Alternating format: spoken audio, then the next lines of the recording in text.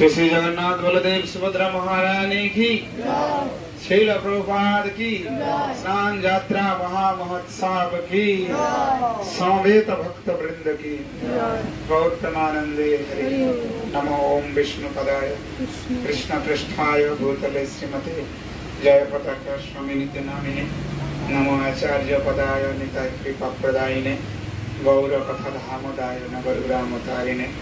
नमो ओम विष्णुपदाय कृष्ण पृष्ठाय भूतले श्रीमते भक्ति वेदांत स्वामी नित्य नामिने। नमस्ते सरस्वती देवे गौरवाणी प्रचारिणे निर्विशेष शून्यवादी पाश्चात्य देशतारिणे।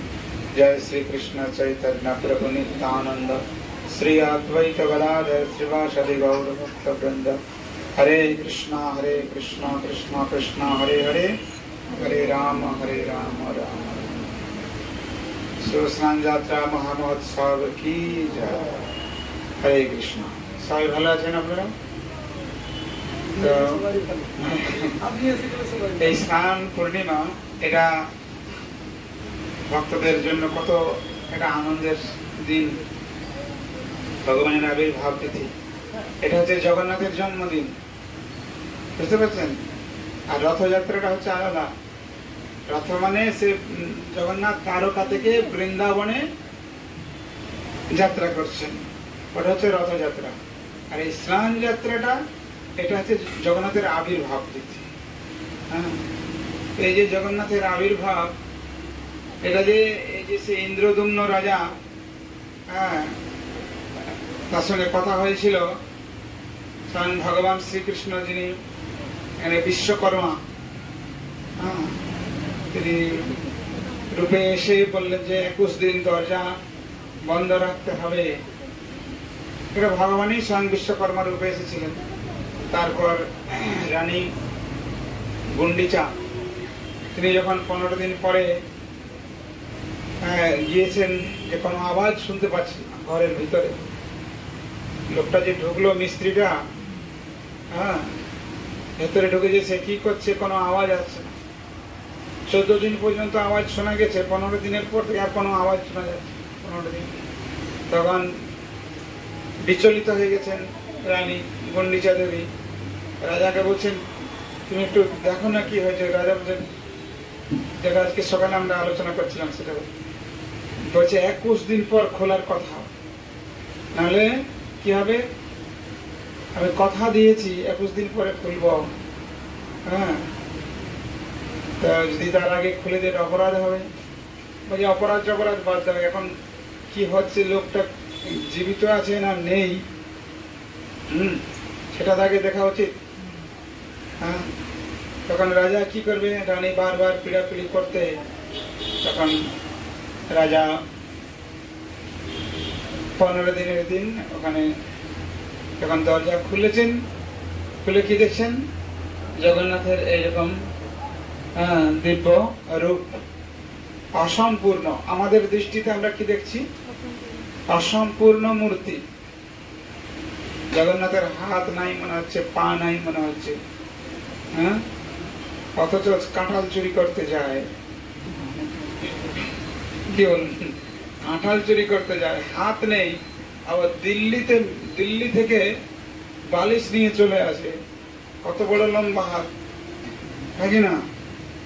দিল্লি থেকে বালিশ নিয়ে চলে এসছে, হ্যাঁ, দরজির কাছে। তো এটা আপাতত আমাদের যা দৃষ্টি, সে অনুসারে আমরা দেখছি যে জগন্নাথের হাত রয়েছে, মানে বিকৃত একটা রূপ। কিন্তু এই রূপটা যে জগন্নাথের দিব্য রূপ, এটা শুধু এই ইন্দ্রদুম্ন রাজা অসময়ে দরজা খুলে দিয়েছে বলে এরকম হয়ে গেছে তা কিন্তু নয়। এর ঘটনা অনেক আগে, এই ঘটনাটা অনেক আগে। কখন? দ্বাপর যুগে। কৃষ্ণ বলরাম যখন দ্বারকায় ছিলেন, দ্বারকায় থাকাকালীন সময়ে এমন কিছু ঘটনা ঘটেছে যেগুলো মানে এই জগন্নাথের এই রূপ হওয়ার জন্য একটা বিশেষ লীলা ভগবান করেছেন এই ঘটনার পরিপ্রেক্ষিতে। তো কি হয়েছিল, কৃষ্ণ মাঝে মাঝে ঘুমের ঘোরে কি বলতেন, রাধে রাধে, গোপী গোপী, বৃন্দাবন বৃন্দাবন, ললিতা বিশাখা এরকম ঘুমে। তো দ্বারকার 16,108 জন মহিষী তারা ভাবছে যে আমরা এত সেবা করছি, এত সেবা করছি, কই ঘুমের ঘরে আমাদের নাম একবারও বলে না তো? আশ্চর্যের বিষয় কিনা? আমরা এত সেবা করেছি, যদি বলে আমাকে এক গ্লাস জল দাও, কটা কটা জলের গ্লাস আসবে? 16,108টা জলের গ্লাস আসবে, আসবে কিনা?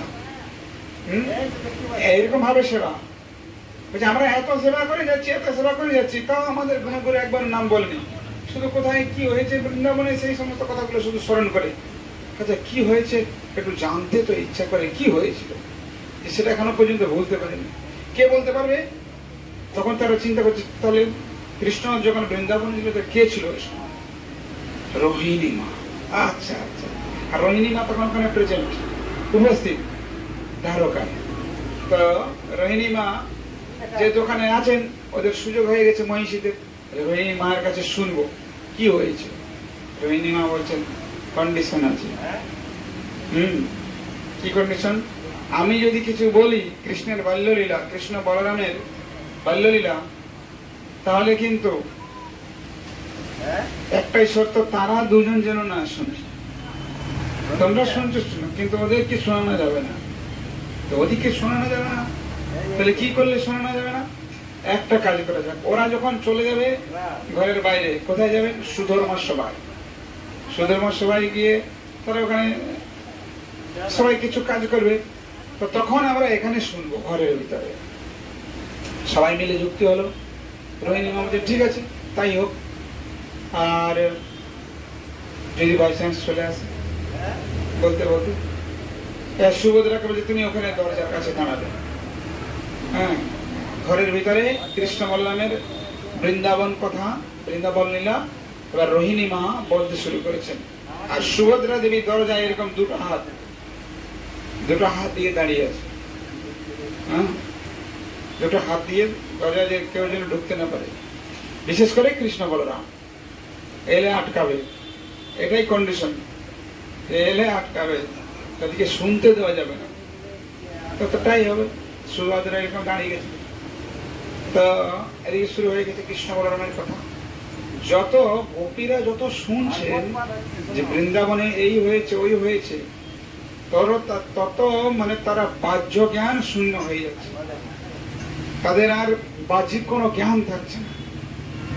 হ্যাঁ, তারা একদম তন্ময় হয়ে গেছে, বিভোর হয়ে গেছে কৃষ্ণের কথা, বাল্যলীলা শুনতে শুনতে একদম পুরোপুরি বিভোর হয়ে গেছে। সুভদ্রা দেখছি এত সুন্দর কৃষ্ণ বলরামের কথা রোহিণী মা বলছেন, তিনিও মন দিয়ে শুনছেন। শুনতে শুনতে শুনতে তার ওইরকম বাহ্য জ্ঞান নাই, আর এমন হয়ে গেছে যে কুর্ম আকৃতি, কুর্ম মানে কচ্ছপ। কচ্ছপের কি হয়? চলতে চলতে চলতে চলতে হঠাৎ নিজে হাত পা গুলো ভেতরে গুটিয়ে নেয়। সুভদ্রাও এরকম, তার আর বাহ্যিক জ্ঞান নেই। কৃষ্ণ বলরামের বাল্যলীলা শুনছেন, তার শরীরে হাত পা গুলো, এই জন্য সুভদ্রা যেহেতু প্রথম থেকে শুনতে ছিল, সুভদ্রার কিছুই নেই। জগন্নাথ বলদেবের তাও হাতগুলো মোটামুটি সামনে দিকে আছে, ওরা পরে এসেছে। তো যখন সুভদ্রার এরকম অবস্থা হয়ে গেছে, আর কৃষ্ণ আর বলরাম দুইজন দুদিকে দাঁড়িয়ে গেছে, সুভদ্রা মাঝখানে, ডান দিকে বলরাম, বাম দিকে কৃষ্ণ, দুজন দুই দিকে দাঁড়িয়েছে। কি ব্যাপার? ওরা শুনছে, আর এদিকে সবাই তন্ময় হয়ে গেছে, কে কোথায় আসছে কেউ দেখছে না। কৃষ্ণ বলরাম তারা নিজের বাল্যলীলা শুনছে, নিজের ছোটবেলাকার কথা শুনছে। যত শুনছে তার চোখ তত বড় হয়ে যাচ্ছে। হ্যাঁ, আর তার মধ্যে বিকার এসে গেছে, হাত পা তার শরীরের ভিতরে ঢুকে যাচ্ছে। আচ্ছা, এটা না হলে ভগবানের কথা হলো।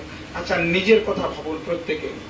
আপনার ছোটবেলার কথা যদি এখন বাবা মা আলোচনা করে, নিজেরটা ভাবুন প্রত্যেকে, যে তুই ছোটবেলায় এরকম ছিলিস, এই করেছিস, এই করেছিস, কেমন লাগবে? ঘুমাবেন না? চোখটা বড় হবে? হ্যাঁ, শুনতে ভালো লাগবে না? আরো বলো, আরো বলো। তারপর ঠিক ওই রকম কৃষ্ণ বলরাম শুনছে নিজের কথা, আর তাদের এরকম বিকার এসে গেছে। তো তারাও এরকম ওই বিকার কষ্ট দিকে হাত পাতা শরীরের ভেতরে প্রবেশ করে। নারদ মুনি হঠাৎ করে অনেক দূর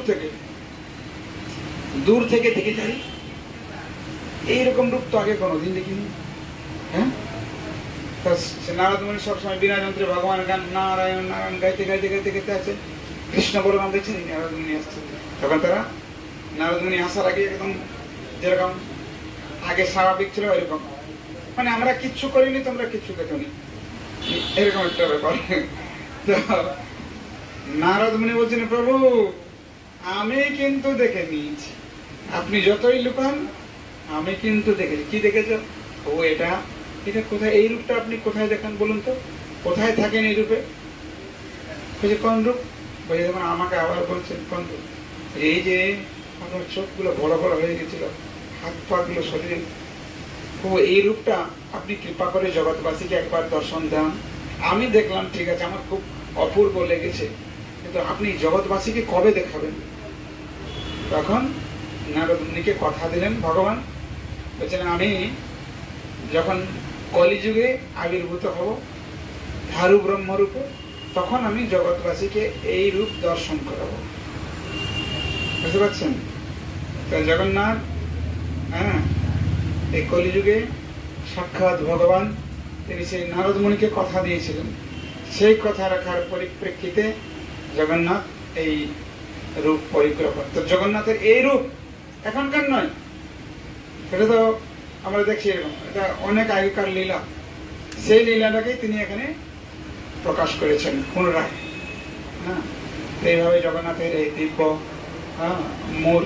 মূর্তি প্রকাশিত হয়েছে। একজন আচার্য নরহরি ঠাকুর বলছেন ভগবানের গুণ মহিমা রূপের বর্ণনা, কিবা কালিয়া রূপের ছটা, কিবা কালিয়া রূপের ছটা, সেই রূপের বর্ণনা ভগবানের যে রূপ, কিবা বদনে মধুর হাসি, কিবা বদনে মধুর হাসি।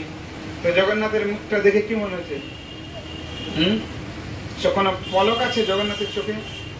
অপলক, অপলক নয়নে তিনি কৃপা বিতরণ করছেন, অপলক নয়নে জগৎবাসীকে কৃপা দৃষ্টি দিচ্ছেন।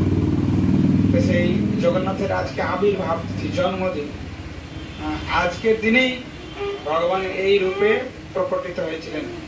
সেই জন্য ভক্তদের কাছে এই দিনটা আজকে বিশেষ একটি দিন, যার দ্বারা ভক্তরা ভগবানের একটা সেবা করার সুযোগ পান। আর আজকে থেকে জগন্নাথের আরেকটা বিশেষ লীলা শুরু হয়ে যাবে। যে লীলা? জ্বর লীলা। ভগবানের জ্বর হয় নাকি? জন্ম মৃত্যু জরা ব্যাধি, ব্যাধি মানে রোগ, ভগবানের রোগ হয়, কিন্তু সেই রোগটা কিসের জন্য? না, ভক্তকে কৃপা করার জন্য। হ্যাঁ, তাই 15 দিন ধরে জগন্নাথ বিশেষ তার অন্তরঙ্গ ভক্তদের নিয়ে লীলা করবেন, কিন্তু বাইরে থেকে দরজা বন্ধ করে দিয়েছে, সাইনবোর্ড লাগিয়ে দিয়েছে ভাই আমার জ্বর হয়েছে আমি এখন, কিন্তু তা নয়, ব্যাপারটা অন্য। অন্তরঙ্গ ভক্তদের নিয়ে তিনি এখানে বিশেষ লীলা করবেন। হ্যাঁ, আর বাইরের লোককে বলছে আমার জ্বর হয়েছে, মানে ডিস্টার্ব করবে না এখন। এই হচ্ছে কথা। যাই হোক, খুব ভালো আপনারা সবাই মিলে এই জগন্নাথের অংশগ্রহণ করেছেন। আর